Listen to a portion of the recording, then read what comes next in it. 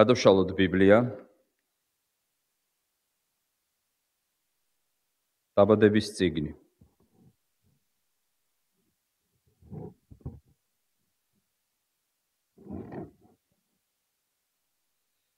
მე-16 თავი.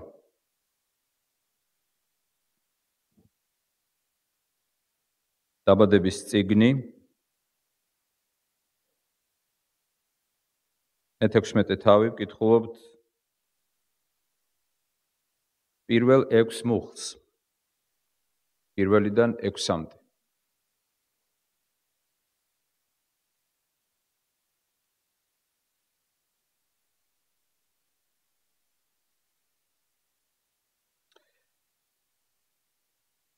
და სარაის აბრამის ცოლს არ უშვია მისთვის და მას ყავდა ეგვიპტელი მხევალი სახელად ჰაგარი. და უთხრა სარაიმ აბრამს: უფალმა დამაბრკოლა შვილოსნობისაგან, შედი ჩემს მხევალთან. ეგე გავშვილიანდე მისგან. და შეისმინა აბრამმა სარაის სიტყვები. და მისცა სარაიმ აბრამის ცოლმა თავისი ეგვიპტელი მხევალი ჰაგარი თავის ქმარს ცოლად ქანაანში მათი დამკვიდრების 10 წლის შემდეგ. და შევიდა იგი ჰაგართან და დაორსულდა იგი და როცა დაინახა ჰაგარმა რომ ორსულად იყო, დამცირდა მისი ქალბატონი მის თვალში. და უთხრა სარაიმ აბრამს: შენი ბრალია, ჩემი დამცირება. მე მოგეცი, ჩემი მხევალი, შენს წიაღში. და როცა დაინახა რომ ორსულადაა, დამცირდი მის თვალში. და უფალმა განსაჯოს ჩემსა და შენს შორის. და უთხრა აბრამმა სარაის: აჰა, შენს ხელთაა შენი მხევალი და რაც გინდა ის უყავი. და ჩაგრავდა მას სარაი და ის გაექცა მას. ეს არის უფლის სიტყვა. ვილოცოთ. ღმერთო, მოწყალეო, მადლობას გწირავთ შენი სიტყვისთვის, რომელშიც არის ჩვენთვის სინათლე, რომელშიც შენ გვიცხადებ შენს ნებას.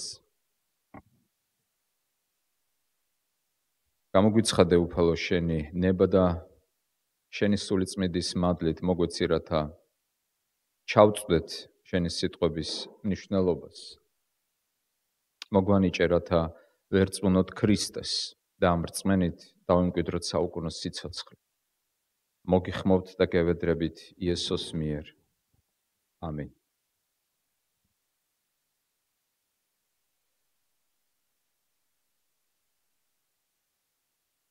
შეიძლება თუ არა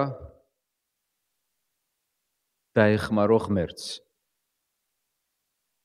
შესაძლებელია თუ არა დაეხმარო ღმერთს. ცოტა ხნის წინ ჩემს ახლობელთან მქონდა საუბარი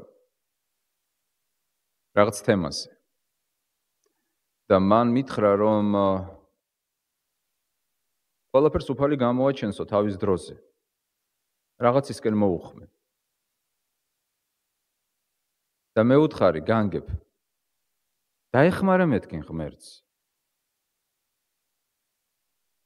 და გამიმეორა, ვერ გაიგო კარგად. ეგონა მოესმა. რა გავაკეთო? მე ვთქვი, დაეხმარა მეთქენ მე ღმერთს.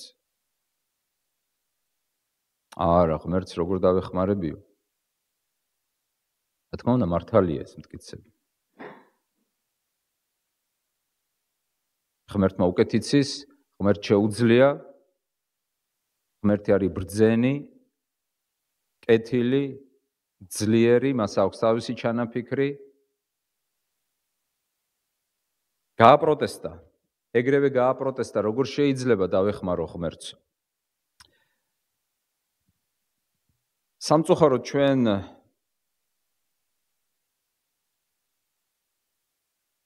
პრაქტიკულ ცხოვრებაში ვეხმარებით ღმერთს ბრჭყალებში. ან ვიქცევით ისე, თითქოს ვეხმარებით ღმერთს.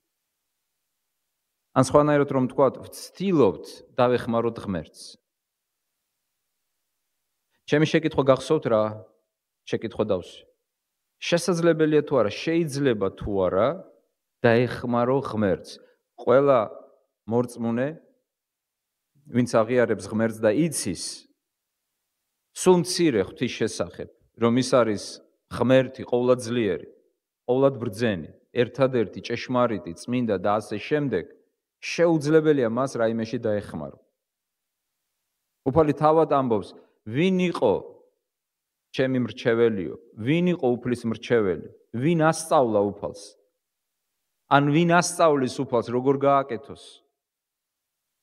ვის აქვს უფალზე მეტი ძალა, ვინ არის უფალზე მეტი კეთილი, უფალზე მეტი სამართლიანი, ვინ განაგებს დროს და სივრცეს. თავად ეს აზრიც უკვე არის მცდელობა ღვთის წინააღმდეგ მოქმედებისა. გნებავთ კრეხელობა. ან უკიდურეს შემთხვევაში გმობა. მაგრამ ის ადამიანი, რომელიც შეიძლება სიტყვიერად ამბობდეს, რა თქმა უნდა, მე ღმერთს ვერასოდეს ვერ დავეხმარებიო, პრაქტიკულად ცხოვრებაში ცდილობდეს, ან ისე იქცეოდეს, რომ ეხმარება ღმერთს. რას გვასწავლის ჩვენ ეს ამბავი? ეს ნაწყვეტი, რომელიც დღეს წავიკითხეთ, 6 მუხლიანი ნაწყვეტი. რას გვასწავლის? ეს არის როგორც ჩვენთვის მისაბაძი მაგალითი, თუ ეს არის მაგალითი, რომელსაც არ უნდა მივბაძოთ. ზოგს გონია, რომ ბიბლიაში რაც არის ჩაწერილი, ყველა შემთხვევა, ყველა მაგალითი არის მისაბაძი. ყველა ამბავი არის მისაბაძი. იუდა რო წავიდა და თავი ჩამოიხრჩო, მისაბაძი მაგალითია? არა. სხვადასხვა კითხულობენ გედეონის ისტორიას, როგორ ევედრებოდა გედეონი ნიშანს ღვთისაგან. და აი ამ თემას შემდეგ იყენებენ როგორც ნიმუშს და მაგალითს. არადა. როგორც სხვადასხვა პროფესორი დორიანი ამბობს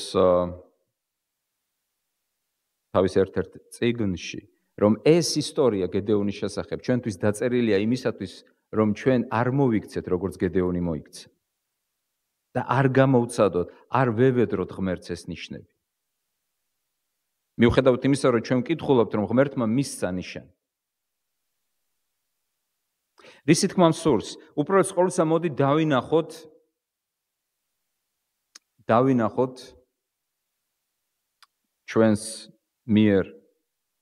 ჩვენ მიერ წაკითხულ ნაწყვეტში თავარი მოწოდება, დარიგება. ეს არის ნიმუში, რომელსაც ჩვენ უნდა მივბაძოთ, თუ არის ნიმუში, რომლის საწინააღმდეგოდაც უნდა მოვიქცეთ.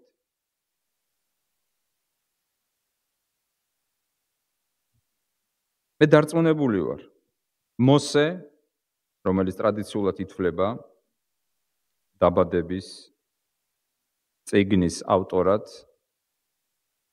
წერს ამ ამბავს ჩვენთვის იმისათვის, რომ გვითხრას, დაგვარიგოს და მოგვიწოდოს. ჩვენ უნდა შევწყვიტოთ ღვთის დახმარება. აი ეს არის მთავარი სათქმელი, რაზეც მინდა დღეს ჩვენ ვისაუბროთ. ჩვენ უნდა შევწყვიტოთ ღვთის დახმარება. შეიძლება ვინმე თქვას კიდევ ერთი გადახრა, რომ ეს არის ისტორია დაწერილი, ისტორიისათვის, რომ ჩვენ ვიცოდეთ აბრაამის შესახებ. მაგრამ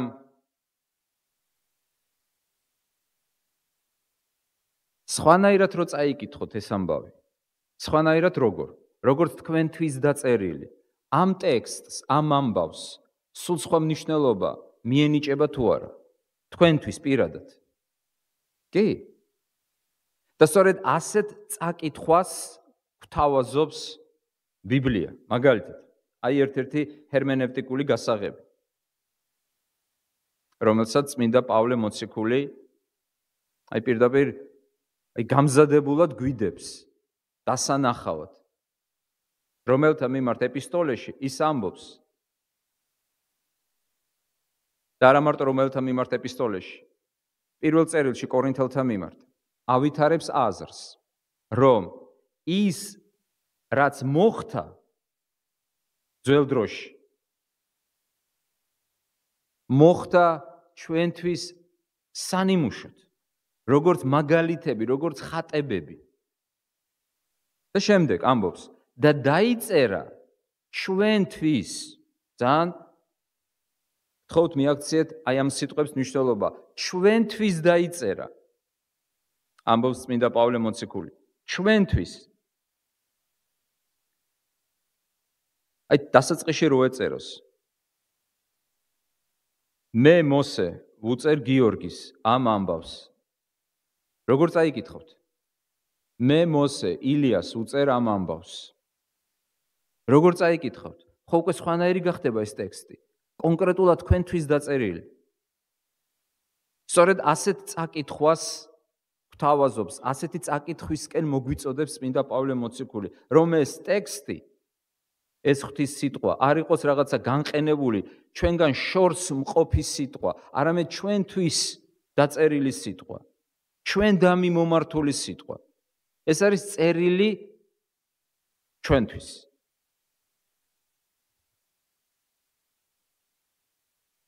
რეფორმაციის მესვეურებმა ბიბლიას უწოდეს ღვთის ხმა, vox dei. Deus ლათინურად ღმერთია. vox ხმა, vox dei, ღვთის ხმა. როდესაც მე ვეკითხები ადამიანს, რა გითხრა ღმერთმა დღეს, მე არ გულისხმობ ან არ ვდებ ამ შეკითხვაში იმ მნიშვნელობას, აი რა გითხრა სული წმინდა პირადად შენ, რა განცდა გაქვს და ასე შემდეგ. არამედ გულისხმობ რა წაიკითხე დღესში. იმიტომ რომ წაკითხულ სიტყვაში ჩვენ გვესმის ღვთის ხმა, მომართული ჩვენდან. ეს ძალიან მნიშვნელოვანია გავითვალისწინოთ. აი ამ ამბავის განხილვის დროსაც. ყველაფერი რაც დაიწერა ჩვენთვის, რომლებმაც მივახციეთ უკანასკნელ დროს. ჩვენ უკვე ვცხოვრობთ უკანასკნელ დროში. და ეს დაწერილი, საღვთო წერილში არის დაწერილი ჩვენთვის. ჩვენ ვართ ადრესატი. მოათავსეთ აქ თქვენი სახელი და ისე წაიკითხეთ. მოსე წერს იანასთვის, იანა წაიკითხე ეს გულდასმით მოგმართავ შენ ამ ამბავით. უკვე სხვანაირია, ხო? უკვე სხვანაირია. თუ არა და ეს იქნება რაღაც ისტორია ა ブラ ამის შესახებ, რომელიც ძალიან შორს ცხოვრობდა, ძალიან დაშორებით დროის მიხედვით და ტერიტორიის მიხედვითაც შორს ცხოვრობდა ჩვენგან, რა მნიშვნელობა უნდა ჰქონდეს ამას? და შეიძლება გავაკეთოთ გარკვეული დასკვნები, მსჯელობები და ასე შემდეგ, მაგრამ როდესაც თავად ბიბლია გვეუბნება, რომ შენთვის დაიწერა, უკვე როგორი კითხვა ხდება ამ ტექსტისა, სხვანაირი. მაშინ რა დაიწერა ჩვენთვის? რა დაიწერა ამ 6 მუხლით? ჩვენ უნდა შევწყვიტოთ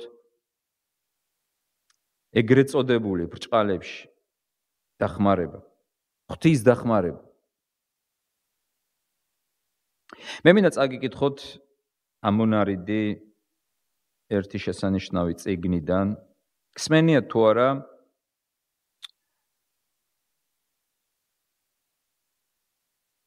ღვთისმეტყველის შესახებ, რომლის სახელი არის ჯონ კარიდი. ჯონ კარიდი. ის არის ძველი აღთქმის პროფესორი, 51 წელს არის დაბადებული, ჯერ 74 წლის არის, 75-ის გახდება. უпростоრად 73-ისა, 74-ის გახდება ამ წელს. მას აქვს დაწერილი არაერთი წიგნი.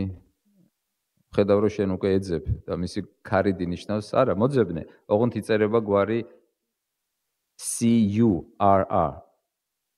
Carried. John D. Carried. ის არის ძველი აღთქმის პროფესორი. არაერთი წიგნის ავტორია, მაგალითად ისეთი წიგნებისა, როგორც ძველი ეგვიპტე და ძველი აღთქმა, აი ასეთი წიგნი, ღმერთების წინააღმდეგ, იგულისხმება წარმართული ღმერთები. კიდევ აქვს მას ასეთი წიგნი, რატომ ვიტანჯები? ღვთის სუვერენიტეტი და ტანჯვა. და აგრეთვე განმარტებანი დაბადების წიგნზე. განმარტებანი დაბადების წიგნზე. და აი რას წერს პროფესორი კარიდი ჩვენ მიერ წაკითხულ ნაწყვეტზე. დავიკითხო? სათხართ? მე-15 თავი არის, ხედავთ? აი ეს არის სერიოზული მიდგომა საღვთო-წერილის მიმართ. რას ნიშნავს? ის იწყებს მე-15 თავიდან, როცა ლაპარაკობს მე-16 თავზე. კონტექსტი. ამას ქვია ლიტერატურული კონტექსტი. ის ხომ როგორც კუნძული არ არის ეს ტექსტი ბიბლიაში. ეს ნაწყვეტი ეკუთვნის სხვა ნაწყვეტებს და მათ შორის იმყოფება. აი რას ამბობს პროფესორი კარიდი. მე-15 თავი არის დიდ რწმენაზე, ხოლო მე-16 სუსტ რწმენაზე. ჩვენ რომელი თავიდან წავიკითხეთ? მე-16. მე-15 თავს თუ წაიკითხავთ, ახლა არ წავიკითხავთ, ლაპარაკია როგორ აღუთქვა ღმერთმა შთაომავლობა, დადო აღთქმა მასთან. როგორ მიიღო ღმერთმა ეს ყველაფერი?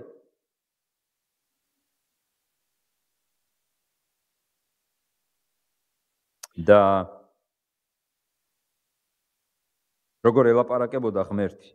და სწორედ მე-15 თავშია და ერწმუნა ღმერთი აბრაამს და ღმერთმა ჩაუთვალა ეს სიმართლე. ანუ პროფესორი ამბობს, რომ მე-15 თავი არის დიდ რწმენაზე, რომელმაც გაამართლა აბრამი. აბრაამს არ ვამბობ, აბრამი ჯერ კიდევ აბრამი იყო და სარა არ იყო, ჯერ კიდევ სარაი იყო. მე-15 თავი არის დიდ რწმენაზე, ხოლო მე-16 სუსტ რწმენაზე. მე-13, მე-15 თავებში აბრამი ბრწყინავს როგორც რწმენის კაცი. რა შვება ამ თავებში? იბრძვის, ათავისუფლებს. მაგრამ მე-16 თავში მისი ცხოვრების სურათი მუქდება მოუთფენლობით, სულმოკლეობით, მოუსვენრობით, სულ წასულობით, რომელიც გამოავლინეს როგორც თავად მან, აბრაამმა, ასევე მისმა ცოლმა სარაი. ცოლ ქმარს კვლავ არ ყავს ბავშვები, მაგრამ არის ღვთის დაპირება. მრავალრიცხოვანი შთაომავლობა გეყოლება. და ერთჩვენიერ დღეს მათ იფიქრეს, რომ აღმოაჩინეს საშუალება ამოეხსნათ ეს პარადოქსი. რა პარადოქსი? ღმერთმა უთხრა, მაგრამ არ სრულდება მისი დანაპირები. და იმოქმედეს, რაც გახდა კლასიკური მაგალითი, აი ამ სიტყვებს მიაქცეთ ყურადღება. რაც გახდა კლასიკური მაგალითი ნიმუში იმისა, თუ როგორ ცდილობენ ადამიანები ღვთის გეგმების ცხოვრებაში განხორციელებას. ხშირად ამ ამბავს უწოდებენ დახმარებას, ღვთის დახმარებას. ვიმეორებ კიდევ ერთხელ. კლასიკური მაგალითი იმისა, თუ როგორ ცდილობენ ადამიანები ღვთის გეგმების ცხოვრებაში განხორციელებას. ანუ დახმარებას ცდილობენ. კიდევ ერთი აბზაცი. ღვთის დაპირება ჯერ კიდევ არ შესრულებულა. სარაიმ არავინ გაუჩინა აბრამს. მესამე მუხლში ამბობს კარიდი. მესამე მუხლში ლაპარაკია, რომ თხრობის მომენტისთვის ქანაანში მათ უკვე 10 წელი იცხოვრეს. დადგა კრიტიკული მომენტი. აბრამმა მიიღო ღვთისაგან დაპირება თავის შთაომავლებზე, მაშინ, როცა პირველად შემოვიდნენ ქანაანის მიწაზე. მაშინ ის იყო 75 წლის. ახლა ის უკვე რამდენი წლის არის? რამდენი წლის არის? ხებმოც მინდა თქვას, რამდენი წლის არის? რამდენი ის? აქ არ იყავით, ხო? რამდენი ის იყო? არჩილ, აჩიკო, რამდენი წლისა უკვე? 75, 10 რო დავუმატოთ, რამდენია? 85. ვიმეორებ კიდევ ერთხელ, ღვთის დაპირება ჯერ კიდევ არ შესრულებულა. სარაიმ არავინ გაუჩინა აბრამს. მესამე მუხში ლაპარაკია, რომ თხრობის მომენტისთვის ქანაანში მათ უკვე 10 წელი იცხოვრეს. დადგა კრიტიკული მომენტი. აბრამმა მიიღო ღვთისაგან დაპირება თავის შთამომავლებზე, მაშინ როცა პირველად შემოვიდნენ ქანაანის მიწაზე, მაშინ ის იყო 75 წლის, ახლა ის უკვე 85 წლის შეიქმნა და ბოლოწიან დადება. და დავამთავრებთ პროფესორ კარიდის ციტირებას ამ წიგნიდან, რომელიც არის განმარტებანი ტომი 1 დაბადების წიგნზე. ახლა ჩანს, რომ ღვთის დაპირება უკვე აღარასოდეს გახდება რეალობა. ახლა ჩანს, რომ ღვთის დაპირება აღარასოდეს გახდება რეალობა. აი ჩემი შეკითხვა. რაც გნებავთ დაარქვით ამ შეკითხვას. ისე ამ შეკითხვას უწოდებენ ანალიტიკურ შეკითხვას, რომელიც მოყვება მითითებას, დარიგებას, გამოყენებითი ხასიათის შეგონებას. რატომ უნდა შევწყვიტოთ ღვთის ეგრეთ წოდებული დახმარება? ანუ კიდევ ერთხელ ვიმეორებ, რას ნიშნავს ეს ჩვენ მიერ წაკითხული ნაწყვეტიდან? ეს არის მცდელობა ღვთის გეგმების საკუთარი ძალებით, საკუთარი წარმოდგენებით, საკუთარი რესურსებით ცხოვრებაში განხორციელება. რატომ უნდა შევწყვიტოთ? 3 მიზეზის გამო. 3 მიზეზის გამო. პირველი. იმიტომ რომ ასეთი მოქმედება, ასეთი დახმარება, ასეთი მცდელობა ეს არის გამოხატულება ჩვენი სულმოკლეობისა, ანუ ურწმუნოებისა. მეორე. იმიტომ რომ ასეთი დახმარება, ასეთი მცდელობები უფლის მიერ არ არის მიღებული, ანუ უფალს არ ესათნოვება. და მესამე მიზეზი.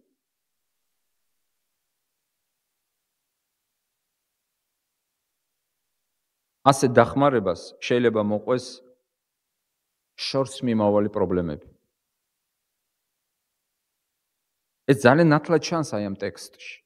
3 მიზეზი, რატომ უნდა შევწყვიტოთ ეგრეთ წოდებული დახმარება ღმერთის. რატომ? პირველი, რაც ვთქვით, იმიტომ რომ ეს არის გამოხატულება ჩვენი ურწმუნოებისა, მეორე, იმიტომ რომ უფალი არ ღებულობს მაინც ამას, არ აღიარებს და მესამე, იმიტომ რომ ეს ქმნის ბევრ პრობლემებს. გასაგებია? მოდით რამოდენიმე სიტყვა თითოეულ ამ პუნქტზე. პირველი. რატომ ეხმარებიან ადამიანები ღმერთს? რატომ დაეხმარნენ აბრამი და სარაი ღმერთს?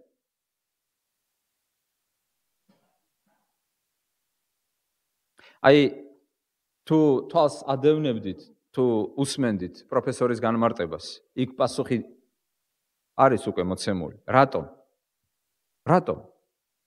იმიტომ რომ მათ მიიჩნიეს ღვთის დაპირება უკვე აღარასოდეს გახდება რეალობა. რომ დადგა კრიტიკული მომენტი, არის პარადოქსი, გავიდა წლები გავიდა. 10 წელი გავიდა. არის დანაპირები, მაგრამ შთამომავლები არცად. შვილები, მომავალი თაობები არცად ჩანან. ეს იყო სულმოკლეობა. ეს იყო გამოხატულება აბრამის და სარაის ნაკლები რწმენისა. იცით, ყოველთვის, როდესაც კითხულობ მე-14 თავს, მე-15 თავს, მე-16 თავზე გადადიხარ, გაოცება გიპყრობს. და ამბობ, როგორ შეიძლება? როგორ შეიძლება მე-15 თავის პერსონაჟი იმყოფებოდეს მე-16 თავში? მე-15 თავში როგორი რწმენა, აღთქმა და მე-16 თავში რა სუსტი რწმენა? აი მე მოგიყვანეთ ციტირება, ხო? მე-15 თავი არის დიდ რწმენაზე, მე-16 სუსტ რწმენაზე და ეს ერთ და იმავე ადამიანში. ერთ და იმავე ადამიანში. როგორ შეიძლება ეს? და ყოველთვის როცა კითხულობ, აი მე-15 თავი და მე-16 არის ძალიან კონტრასტული თავები. იმიტომ რომ ამ თავში დიდი რწმენა, მე-16 თავში მცირე რწმენა. მე-16 თავში გარდა ა ブラ ამისა, ჩვენ ხედავთ აგრეთვე სარაის სისუსტეს. წმინდა იონე ოქროპირი აღნიშნავს ამ სისუსტეს. ერთი სიტყვით ჩვენ ხედავთ აქ სისუსტეს. სისუსტეს, რომელიც წარმოიშვა ამ კრიტიკულ მომენტში. არ იფიქროთ, რომ აქ არის ლაპარაკი უბრალოდ ბავშვის გაჩენაზე. არ გაუჩნდათ და არ გაუჩნდათ. ახლა კი მინდა სხვანაირად დაინახოთ ან დავინახოთ ეს სურათი უფრო მომავლის პერსპექტივაში.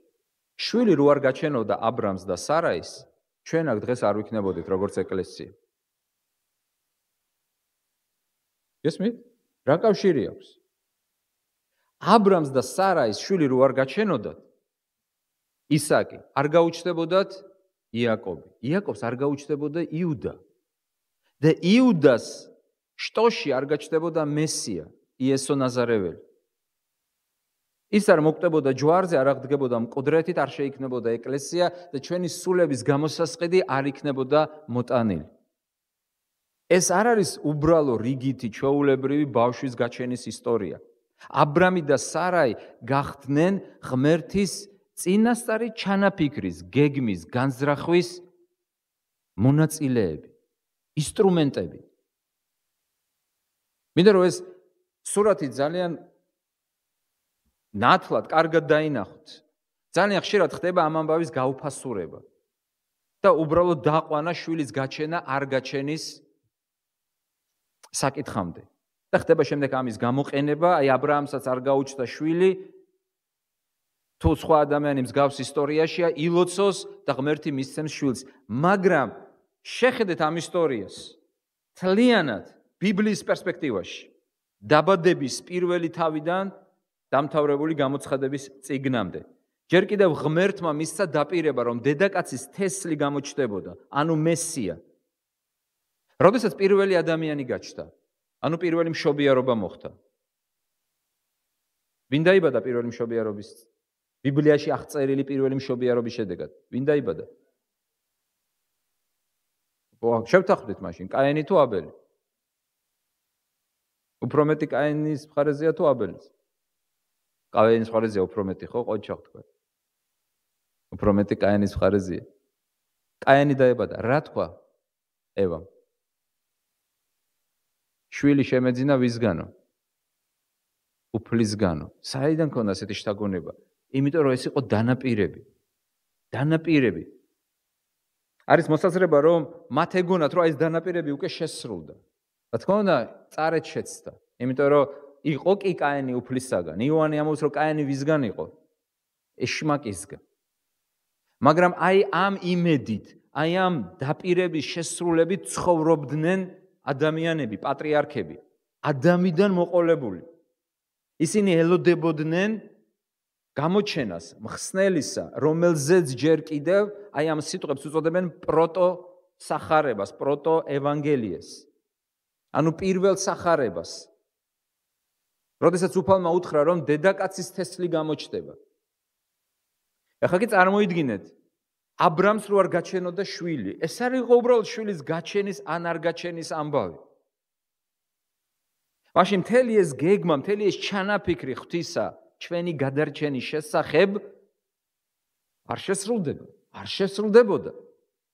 ეს იყო გადარჩენის გეგმის შესრულების ერთ-ერთი ეტაპი, ერთ-ერთი რგოლი. წარმოიდგინეთ დიდი ჯაჭვი, რომელიც შედგება მრავალი რგოლისაგან. ეს იყო ერთ-ერთი რგოლი, მაგრამ ერთი რგოლიც რო ამოვარდეს ამ ჯაჭვიდან, თლიანობა ჯაჭვისა არის დარღვეული. მაშინ ღვთის ჩანაფიქრი, განგება გადარჩენის შესახებ არის შეუსრულებელი. აი სწორედ ასე ჭრილში უნდა დავინახოთ ჩვენ ის, რაც ხდება ა ブラ ამისა და სარაის ცხოვრებაში. ღმერთი დაპირდა მათ, რომ შეეძინებოდა შთაომავალი, რომელშიც იკურთხებოდა მთელი მსოფლიო. რომ მისი შთაომავლობა იქნებოდა მრავალრიცხოვანი, არადა ერთიც არ გაუჩნდა. დადგა კრიტიკული მომენტი. ერთი მხრივ არის ღვთის დაპირება, მეორე მხრივ არ სრულდება ეს დაპირება. რატომ ეხმარებიან ადამიანები ხშირად ღმერთს? რატომ? რატომ ეხმარებიან? რატომ ჩქარობენ? რატომ ხდებიან ღმერთზე უფრო ჭკვიანები? ჭყალებში ვამბობ. რა თქმა უნდა, გაზვიადებულად, ირონიულად, სარკასტულად ვამბობ ამ სიტყვებს. ღმერთზე უფრო კეთილები, ღმერთზე უფრო სამართლიანები, ღმერთზე უფრო ბრძენები, ღმერთზე უფრო გამჭრიახეები. რატომ ხდებიან?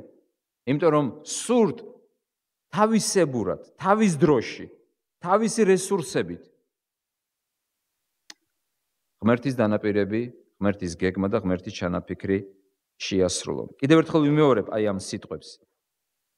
ეს არის კლასიკური ნიმუში, თუ როგორ ცდილობენ ადამიანები ღვთის გეგმების ცხოვრებაში განხორციელებას. ცდილობენ საკუთარი ძალებით. უამრავი მაგალითია ბიბლიაში და ჩვენ ცხოვრებაში შეიძლება უამრავი მაგალითი აღმოვაჩინოთ ამის. შეხედეთ როგორ იწყება თხრობა. ღმერთმა უთხრა მე-15 თავი არის მშვენიერი, ერწმუნა აბრამი, დადო აღთქმა, ყველაფერი მშვენივრად არის. და აი რა ხდება? და სარაის აბრამის ცოლს არ უშვია მისთვის. და უთხრა სარაიმ აბრამს, უფალმა დამაბრკოლა შვილოსნობისაგან.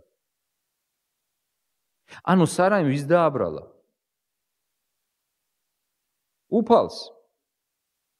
უფალი დამპირდა, უფალმა დამიხშო. ხედავთ, წინააღმდეგობაში ჩავარდნენ. ერთი მხრივ უფალი დაპირდა, მეორე მხრივ უფალმა დაუხშო, საშო. და როგორ უნდა მომხდარიყო? ეს მართლა დიდი განსაცდელი იყო მათ ცხოვრებაში. მოდით არ ვიჩქაროთ გასამართლება მათი სუსტი რწმენისა. ჩვენ ვაქებთ მათ დიდ რწმენას, აბრამის დიდ რწმენას მე-15 თავში. და ულმობლად ვეცემით მას მე-16 თავში. მაგრამ მათ ასე მიიჩნიეს, რომ მოდით გადავწყვიტოთ ეს პრობლემა სხვანაირად. და როგორ სხვანაირად? დღეს ეს მიჩნეულია როგორც მრუშობა. მაგრამ იმ დროს ის რაც მათ გააკეთეს, იყო ჩვეულებრივი მოვლენა. საერთოდ არ იყო ეს მრუშობა. წმინდა ამბროსი მედიოლანელი. ხო გსმენიათ? ბევრჯერ წმინდა ამბროსი მედიოლანელი. რა იცით წმინდა ამბროს მედიოლანელს? კი, სახელი გეუბნება მილანში იყო ეპისკოპოსი. მედიოლანი არის მილანის ძველი ლათინური სახელწოდება. კიდევ რით არის ცნობილი წმინდა ამბროს მედიოლანელი? აღმზრდელი არა, ავგუსტინეს მოძღვრობდა და მონათლა კიდეც. და კიდევ რით არის ცნობილი? ის არის ერთ-ერთი დიდი მამა. არის მამები ეკლესიის და არიან მამები და არიან დიდი მამები. აი, წმინდა ამბროსი მედიოლანელი პირდაპირ წერს. როდესაც იწყებ ამ ამბის კითხვას, ამბობს ეკლესიის მამა. გეუფლება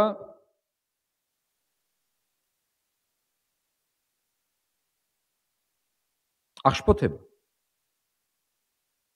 იმიტომ რომ ხედავ რომ წმინდა კაცი ჩვენი გადმოსახედით, ქრისტიანული გადმოსახედით მრუშობს იმისათვის რომ აღასრულოს ღმერთის დანაპირები. მაგრამ წმინდა ამბროსი გვეუბნება, ნუ ჩქარობ განიკითხო აბრაამი. რატომ? იმიტომ რომ მაშინ ამბობს ეკლესიის მამა, ჯერ არ იყო არც რჯული და არც ახარება. და ის რაც მან გააკეთა მრუშობად არ ითვლებოდაო. ეხლა უფრო წავიწიოთ წინ. გაგიგიათ თუ არა ლიპიდ იშტარის კოდექსი. ეს იყო პიროვნება მეფე შუამდინარეთში, აბრამი საიდან იყო წარმოშობით? შუამდინარეთიდან. სხვანაირად რა ქვია შუამდინარეთს? მესოპოტამია. სად არის ეს დღეს? კი. რომელი ორი მდინარის სახელწოდებით იწოდება შუამდინარეთად? ეფრატი და ტიგროსი. აი იქიდან იყო ჩვენი მამა აბრამი. აღმოჩენილია კოდექსი, რომელიც მე-19 საუკუნით თარიღდება. სულ არის 43 მუხლი აი ამ კოდექსში და 27 მუხლი რას ამბობს? თუ წყვილს არ უჩნდება შვილი და კაცი მრუშთან, ქალთან გააჩენს შვილს, ამ ქალს გადაუხადონ ხორბალი, 27 მუხლში წერია, წარმოგიდგენთ რომელიც მე-19 საუკუნე ქრისტეს შობამდე. რამხელა დაშორებაა. ჩვენ ვკითხულობთ აბრამის ისტორიას ქრისტიანული მორალით. არ შეხედო ქალს, თორე შესწოდა და აბრამი როდის ცხოვრობდა? როცა ქრისტე მოვიდა? რომელ საუკუნეში? დაახლოებით ზუსტად არ ვიცი მე-20 საუკუნეა ქრისტეს შობამდე. ამიტომ ჩვენ გვჭირდება ის გარემო, უკვე ლიტერატურულ კონტექსტს გავცდით, ახლა ვლაპარაკობთ ისტორიულ კონტექსტზე. ჩვენ გვჭირდება ის გარემო, რომელშიც იხარშება ეს ამბავი. რომელშიც იმყოფება აბრამი, რომ კარგად გავიგოთ, რა გააკეთა სარამ. ზოგი ფიქრობს, რომ აი რა გააკეთა სარამ. რა გააკეთა სარამ? არაფერი არ გააკეთა, ისეთი იმ კულტურისთვის და იმ კანონებისთვის მიუღებელი. თუ შვილი არ უჩნდებოდა, კაცს ჰქონდა უფლება მრუშ დედაკაცთან გაეჩინა შვილი. ამ ქალს 27 მუხლის თანახმად, კოდექსი შედგებოდა 43 მუხლისგან, ხორბალი ზეთი და ტანსაცმელი, 3 რამ უნდა მიეცა და შვილი შემოყავდათ სახლში და ხდებოდა მემკვიდრე. ეხლა გესმით, რომ სარაიმ არაფერი ისეთი არ გააკეთა, მას ყავდა მოახლე, ეს იყო მისი საკუთრება, კარგია თუ ცუდი, თქმა უნდა, დღევანდელი მორალით, ქრისტიანული მორალით ეს არის ძალიან ცუდი, მაგრამ იმ მომენტში ყავდათ მონები, მხევლები, მსახურები და ასე შემდეგ. და მან გააკეთა ის, რაც იყო კანონიერი, ნორმატიული. აი ეს კანონი გვეხმარება ჩვენ. მე-19 საუკუნე ხო ახლოს, ანუ ის ამბავია მე-19 საუკუნის 30-იანი წლები. დათარიღებულია აი ეს ლიპიტიშტარის კოდექსი. შუამდინარეთი. ანუ მე იმის თქმა მინდა, რომ იმ დროს არსებული იურიდიული ნორმა, კულტურა, ყველაფერი იყო დაცული. გადმოვიტანოთ ახლა ეს ჩვენს დროზე. ჩვენ შეგვიძლია თითქოს ლეგალური, ადამიანური დაუძრახისი რესურსები გამოვიყენოთ იმისათვის, რომ ღმერთის დაპირება მისი სიტყვა შესრულდეს ჩვენ ცხოვრებაში. მაგრამ გადავიდეთ მეორე პუნქტზე. ღმერთი ღებულობს თუ არა ასეთ დახმარებას. რა თქვა ღმერთმა? შეხედეთ ამ ტექსტში, შეაფასა, ყოჩახ, როგორ მოიფიქრა კარგად სარაიმ. აი ყოჩახ სარაიმ. სხვადასხვა იცით, ებრაულში წერია ზუსტად იგივე სიტყვა და მოусმინა აბრაიმ სარას, რაც პირველ ცოდვით დაცემის აღწერაში. ადამმა მოусმინა ვის? ევას. აქაც წერია ზუსტად ის სიტყვა და ის ალუზია იქნება. ადამმა მოусმინა ევას, აბრამმა მოусმინა სარაის. თუმცა სარაი აკეთებდა იმას, რაც ჩვეულებრივად იყო, კანონიერი იყო ის, რასაც აკეთებდა. ჩვენს ქვეყანაში არ არის აკრძალული განქორწინება. შეუძლია ადამიანებს ცოლსა და ქმარს მივიდნენ და გააწერონ ხელი. ხო კანონიერია. მაგრამ კანონიერია ეს ღვთის წინაშე გეკითხებით. მიღსაღებია ეს ღვთის წინაშე. ამიტომ ხშირად ის რაც შეიძლება იყოს ჩვეულებრივად მიღებული კონკრეტულ კულტურაში, თუნდაც სამართლებრივი ნორმების დონეზე, ღვთის რჯულის წინაშე, ღვთის თვალებში იყოს აბსოლუტურად მიუღებელი. რა უთხრა ღმერთმა აბრამს და სარას? აი ყოჩახ, რა ჭკვიანები ყოფილხართ, როგორ კარგად მოიფიქრეთ. მე ხო დაგპირდი რომ გეყოლებოდა შვილი, შთაომავლები. აი სწორედ ასეთი გზით უნდა გეყოლოთ თქვენ შვილი, ჰაგარის საშუალებით. არა. თუ გავაგრძელებთ კითხვას დაბადების წიგნისას, აღმოვაჩენთ, რომ ღმერთმა უთხრა არ იქნება ჰაგარის შვილი შენი მემკვიდრე. მისგან არ მოვა მესია. ხო გვესმის რაზე ვლაპარაკობთ? რა შვილიანობაზე ვლაპარაკობთ? რა შვილის გაჩენაზე ვლაპარაკობთ? ხაზი როგორ იწყება ახალი აღთქმა? ახალი აღთქმის კორპუსი როგორ იწყება? ერთმა შვა, მეორემ შვა, მესამე, რატომ? რომ დაგვანახოს ღმერთის ჩანაფიქრი, ეს არ იყოს უბრალოდ შობადობა. აქ უბრალოდ შვილის გაჩენაზე არ არის ამბავი. მე მინდა რომ ეს კარგად დავინახოთ. აქ არის ლაპარაკი მესიის მოვლენაზე. უფალმა უთხრა, ჰაგარიდან არ მოვა მესია.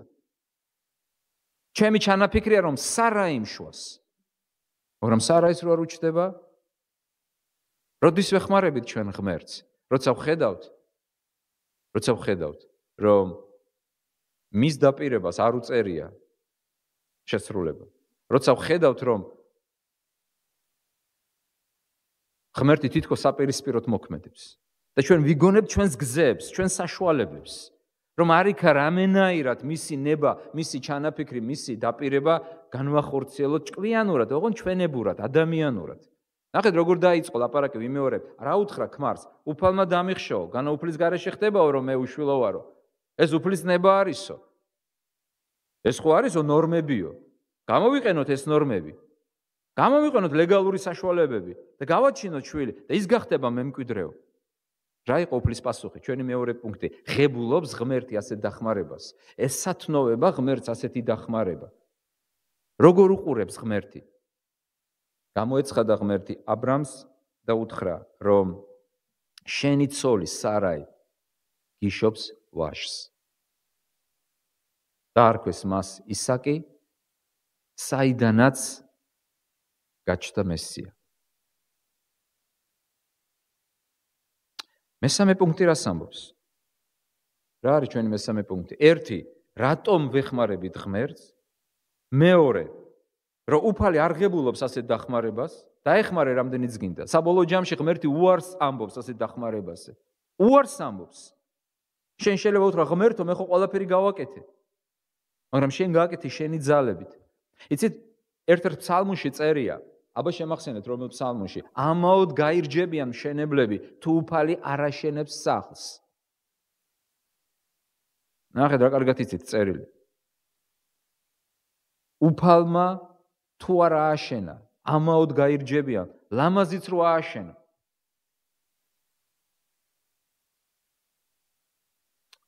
მაგრამ ჩვენ ხშირად ვცდილობთ ღმერთზე უფრო კეთილი, ღმერთზე უფრო სამართლიანი, იქ სადაც ღმერთი თავის განსჯას ახორციელებს, ჩვენ მოწყალეები ვართ. იქ სადაც ღმერთი მოწყალია, ჩვენ მკაცრები ვართ. რატომ კეთდება ასე? ღმერთის ადგილს რატომ ვიჭერთ? მესამე პუნქტი არის ის, რომ ასეთი დახმარება წარმოშობს პრობლემებს. წარმოიშვა თუ არა პრობლემები? აბა რა პრობლემები წარმოიშვა, რა წერია ამ ნაწყვეტში?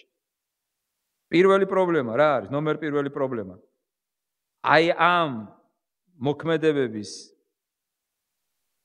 საშუალებით პირველი ერთი ადამიანის მიერ მეორე ადამიანის დამცირება.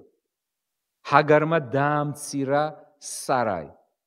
რატომ დაამცირა? იმიტომ რომ თქვა, აი ღმერთმა მე მომხედა, ღმერთმა შენი საშო დახშა და აი მე ვარ უფრო დიდი და მე ვარ უფრო ღვთისათვის. ხედავთ, გარეგნული ნიშნის მიხედვით დაიწყო ერთმა ადამიანმა მეორეს დამცირება.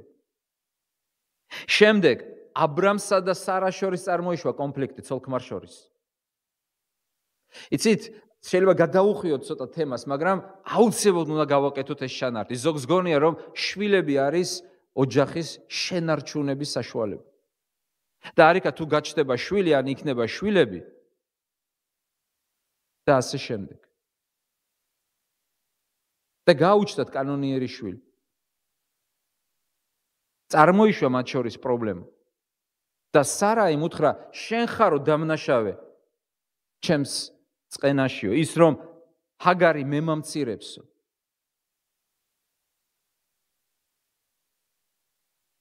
ამის შემდეგ კიდევ რა პრობლემაა? სარაიმ დაიწყო უკვე ჩაგვრა ჰაგარისა. ხედავთ, სულ უარყოფითი ნაყოფები წარმოიშვა.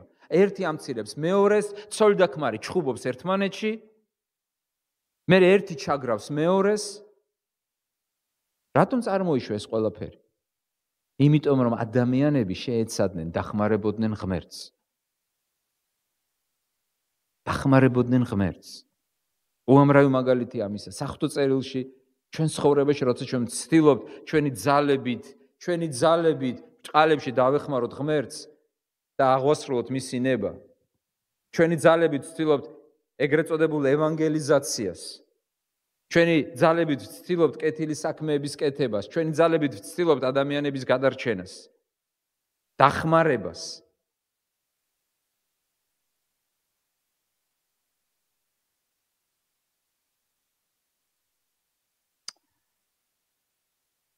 ჩვენს ამბავში წარმოიშვა დიდი დაპირისპირებები ოჯახის წევრებს შორის.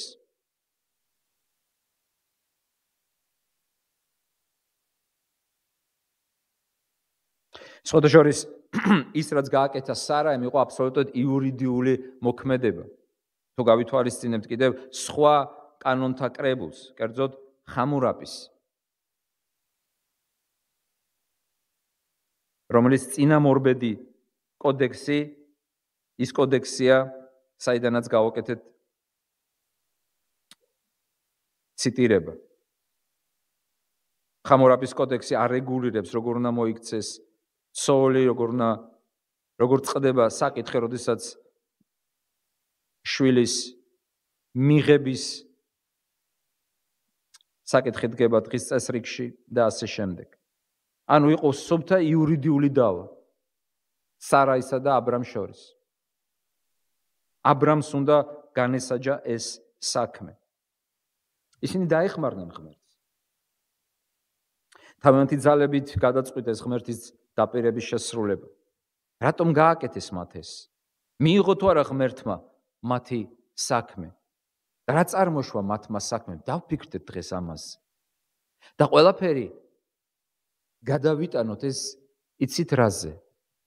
ყველაზე მთავარ დაპირებაზე, რომელსაც ქვია სახარება.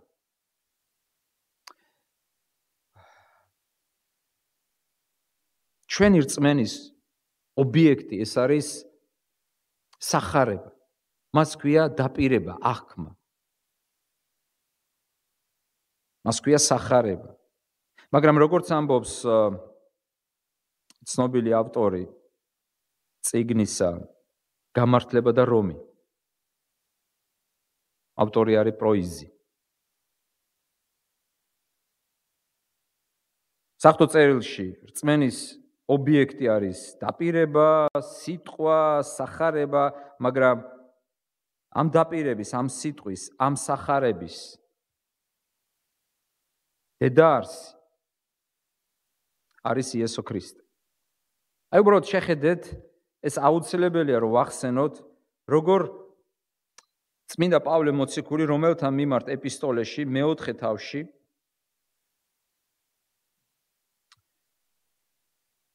როგორ ლაპარაკობს დაპირებაზე, გადარჩენაზე, რას გულისხმობს ის დაპირების ქვეშ.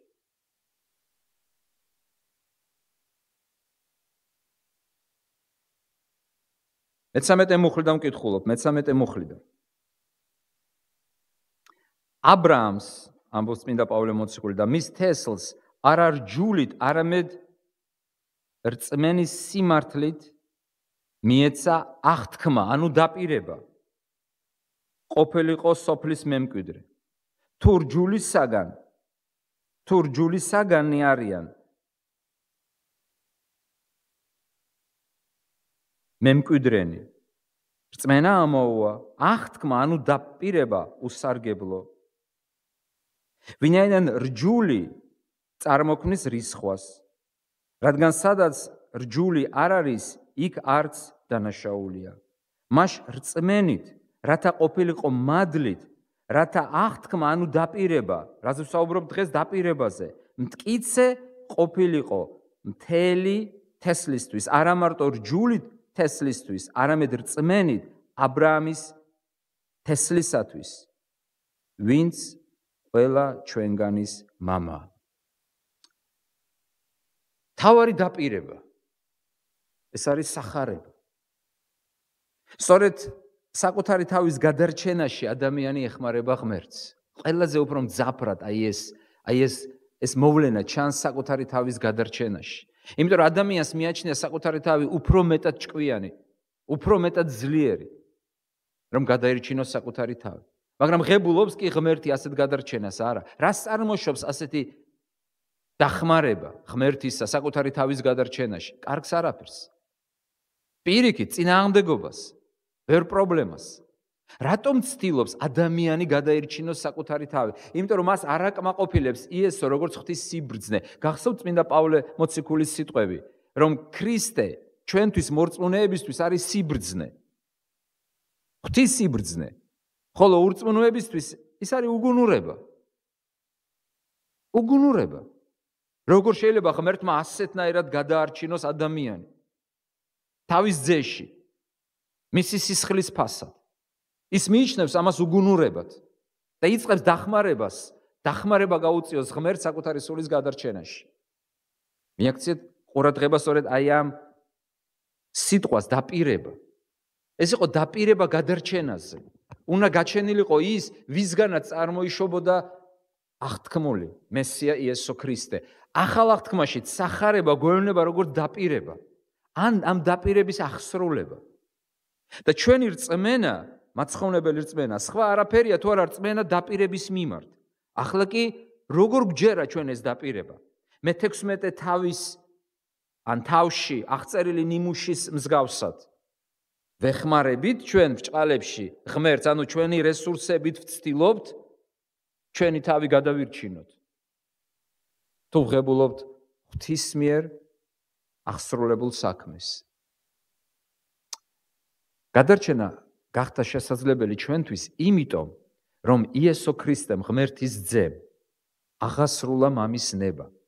ასე ვთქვათ, მან არ შეცვალა მისი მომავლინებლის ნება. იონეს სახარებაში მე-6 თავში მე-4 თავში მე-6 და მე-4 თავში უფალი ამბობს ძალიან საინტერესო და ერთი შეხედვით რთულ გაგებისათვის სიტყვებს. მე მოვედი არა ჩემი ნების შესასრულებლად, არამედ ჩემი მომავლინებლის ნების შესასრულებლად. თითქოს მისი ნება არ ყოფილიყო ჩვენი გადარჩენა. და კიდევ ის ამბობს, ჩემი საჭმელია ჩემი მომავლინების ნების შესრულება. თითქოს მისი ნება არ არის ჩვენი გადარჩენა. რა თქმა უნდა, მისი ნება არის ჩვენი გადარჩენა, მაგრამ ის ამ სიტყვებში გვევნება როგორც ღვთის მიერ წარმოგზავნილი, რომელიც აღასრულებს თავისი წარმომგზავნელის ნებასურვილს. ის არის ჭეშმარიტი ღმერთი და ჭეშმარიტი კაცი. ხორჩშესხმული ღმერთი, ღმერთის მსახური და ღმერთის მონა, რომელიც არ ცვლის ღვთის ნებას,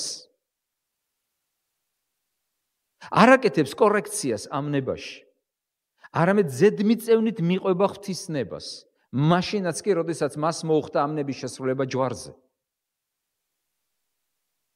მან არ შეცვალა ეს ნება. ის არ მოქცეულა აბრამის და სარაის მსგავსად. მას არ გამოუყენებია სხვადასხვა საშუალება, არა და ქონდა ამის რესურსი. ქონდა თუ არა, როდესაც პეტრე იშიშლა მახვილი, რა უთხრა, შენ რა გონია მე არ შემიძლია ლეგიონებს მოუხმო, ანგელოსთა ლეგიონებს და ისინი მიხსნიან მეო, მაგრამ ამას არ ვიზამო. ასე ვთქვათ, მე, როგორც ღმერთის მონის პოზიციიდან არ დავეხმარები ღმერთს, ჩემს წარმომგზავნელს, მისი ნების ზედმიწევნით შესრულებაში. მე ზუსტად ამბობს მესია შევასრულებ მის ნებას, ყველანაირი გადაცნობის და გადახრის გარეშე. განა პეტრე არ თავაზობდა სხვა გზას. იყავი შენდამი მოწყალეო, უარყო თუ არა იესო. განა ეშმაკი არ თავაზობდა და ეუბნებოდა ყველაფერს მოგცემ, შეხო ამ ქვეყნისთვის მოხვედი. რად გინდა ტანჯვა, რად გინდა სიკვდილი, რად გინდა ასეთი ვნება, ვნების გარეშე მოგაწვდი მთელ ამ წუთისობას, რა უთხრა უფალმა? განვედ ჩემგან. განვედ, მხოლოდ ერთს ღმერთს ეცი თაყვანი. იმიტომ რომ ღმერთს აქვს თავისი დრო, ღმერთს აქვს თავისი რესურსი, ღმერთს აქვს თავისი გზა და მარშრუტი. ყოველთვის, როდესაც ჩვენ იგნორირებას უკეთებთ ამ ყველაფერს, ვემსგავსებით სწორედ იმ პიროვნებებს, რომლებიც აღწერილია მე-16 თავში. ღებულობს თუ არა ღმერთი ასეთ ჩვენს მოქმედებას? არ ვიცი. თქვენ რას ფიქრობთ? ღებულობს თუ არა? როდესაც ადამიანი ერევა ღმერთის ჩანაფიქრში და იწყებს მოქმედებას როგორც ღმერთი. სხვათა შორის ეს არის ერთ-ერთი გამოვლინება ამპარტავნებისა, სიამაყისა, ამპარტავნებისა. იმიტომ რომ ღმერთის ადგილს იკავებს, ასე ვთქვათ. მისივე სიტყვის შესასრულებლად, ანუ ღვთისივე სიტყვის შესასრულებლად. მინდა რომ დღეს ჩვენ დავფიქრდეთ წაკითხულ ტექსტზე, გავაკეთოთ შესაბამისი დასკვნები და მივიღოთ დაპირება რწმენით, მთელი გულით, ყოველგვარი ჭოჭმანის გარეშე. ამინ.